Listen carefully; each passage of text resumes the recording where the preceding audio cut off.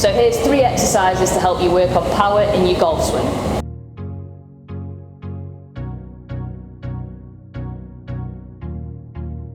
So now, if you're looking to get more power in your golf swing, what are the elements that you need for this?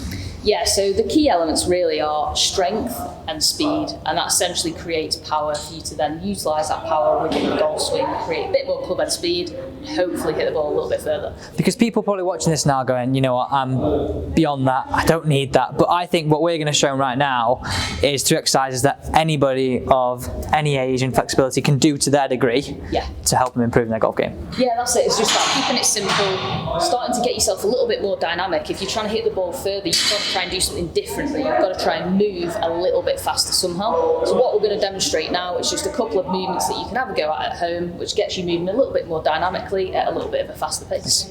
This is exercise number 1. Okay, so exercise number 1. I like to call this skaters. I'll let you do this. Yeah, it's probably not called that. But all this is a lateral bound, so a movement side to side. If you think in the golf swing, we're moving the transverse plane, which is left and right, essentially. So what we want to do is practice a little bit of that motion and utilise the speed. So mimicking the transference of coming into a backswing, exploding out, a follow-through position explosively. So what we're going to do for this one, and again, if you're someone that's got or had knee injuries, just be really careful with this that you don't get yourself too low. Because you said you've got a knee injury, haven't you? So what would you do to kind of sort of... Yeah, it's just about keeping light on your feet, so not feeling too heavy set. So you think to be more explosive and more powerful, you want to sort of feel lighter, feel dynamic, because then we can utilise that force at pace. So you're not sort of clomping around really heavy set through your feet. So all we're going to do for this one is jump right and jump left and try and keep the pace of the jump going. So you set yourself in the middle of a room, make sure you've got space. You literally, if I move slowly across, I'll sort of lunge, I'm going to lunge. And as I get a bit more confident, I can start to get a little bit quicker. And go a little bit wider.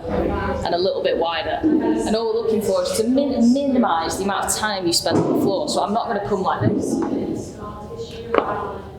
Okay, so it's quite... You've got sort of really heavy yeah. So are you looking to still be balanced as you land though, and then back across? Yeah, you're looking to be balanced, but we're looking for a little bit of agility with it. So if you imagine back in school when you do football training, you move around cones. The lighter you are on your feet, the faster you get around the cones. It's kind of the same principle with this. So I don't want this really heavy landing, but at the same time I need a little bit of an awareness of what my joints are doing, in the sense that I don't want to be landing like this, what's unnatural and comfortable and potentially cause you an injury.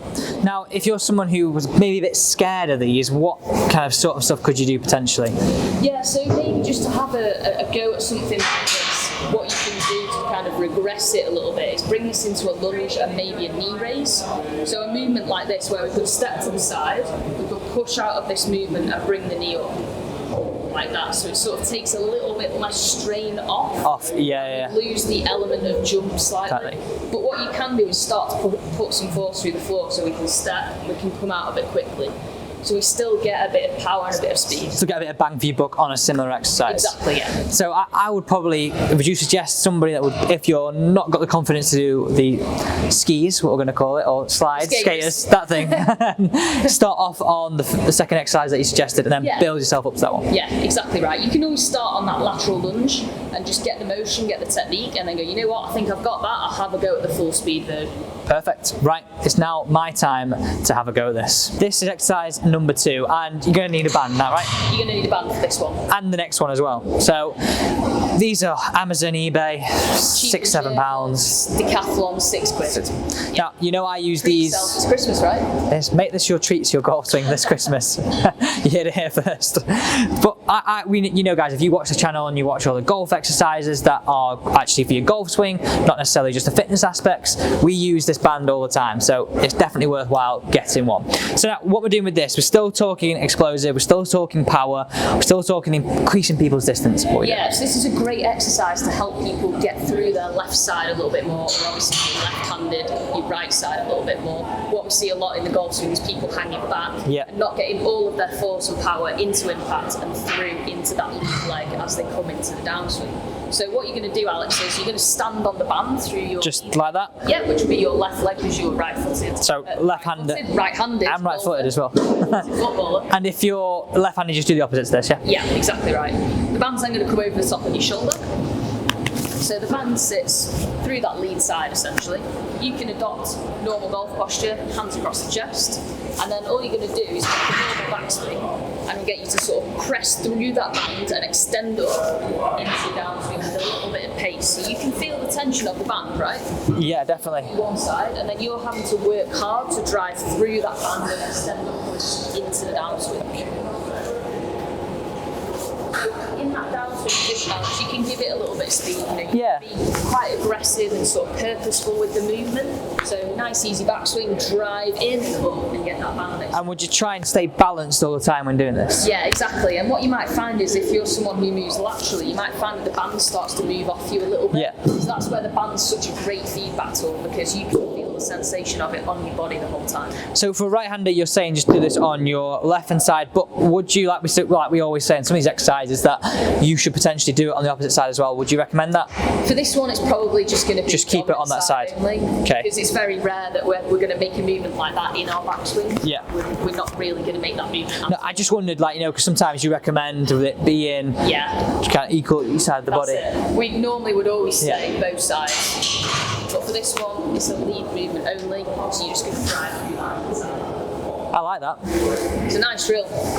There's a lot of feedback for this one, it's good. Yeah. And it encourages you to be a bit more dynamic and a bit more aggressive, because I think a lot of golfers, what they struggle with is actually putting full force into their golf swing. I think it's amazing. Everybody struggles to get through the ball at most club golfer level. So if you can get this in a drill, get your body stronger, because you'll get stronger doing this, right? Yeah, exactly. You know, you're repeating the movement, and I think a lot of golfers will probably come to you and they come to me and they go, you know what, I want to hit the ball 10 yards further. Well, try and hit it 10 yards further. Actually give it some meat. Perfect. So that's exercise number 2. Let's head into the final one. This is exercise number 3. Here we go. I'm feeling the pressure in. I've got the band out again. This is a big one for you, right? So what we're going to do, Alex, we've got the band again. Okay.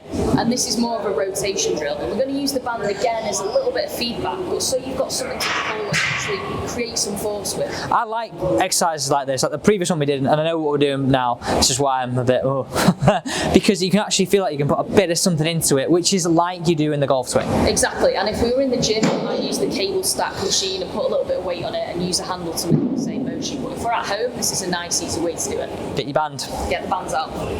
So, what I'm going to do, Alex, obviously I'm going to hold the band here for you, but if you were at home, you could tie this to your door handle, to the stairs, to a door frame. As long as you're not going to pull whatever it is over, you can tie it to whatever you like. There's a lot of stuff going on this week, isn't it? We've broken a lot of things in the house this week. So set up in your golf posture. I'm going to pull and we'll give you a little bit of tension. So the key thing here, make sure that core's engaged, glutes are engaged, stable to the floor. Did you say in golf posture? In golf posture. I'm just going to get you to rotate on straight arms with a bit of pace. You can try and pull me over, really.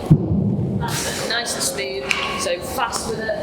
And you feel like you're being a little bit athletic and a little bit dynamic. Would you turn through like in the golf swing, or would you stay flat-footed? You can start to take the movement as far as you want to.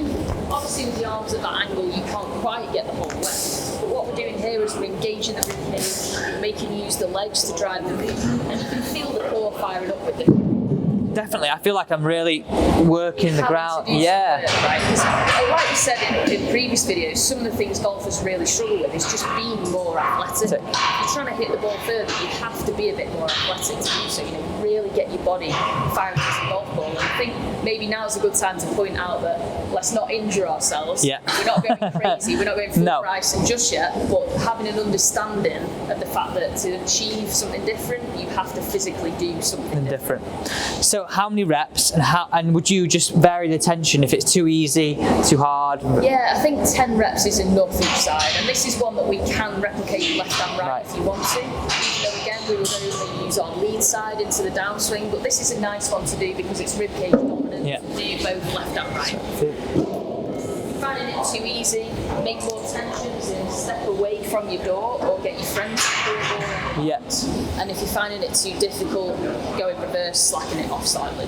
And out of these 3, which one's your favourite? Which one do you think you should do first? That's a good question. That's a good question. I do like this band drill. I love anything in golf posture because I think it does really replicate the sensation that we have as golfers. But I do like the vertical power drill a lot that we just did beforehand. And I think these two work nicely together. You know, we've got a little bit of ground force action and rotation, which is key elements to hit the ball a long way. Fab. So there you go, guys. There are 3 exercises that are really going to help you increase clubhead speed and get a little bit more powerful for your golf game. Now, be careful when you're doing them. Use Nat's advice. And as we always say, if you want anything that's personal to your golf game, you know where to go. All that information is down below. Thank you so much for watching. And if you did enjoy the video, make sure you hit the big red subscribe button. See you next week.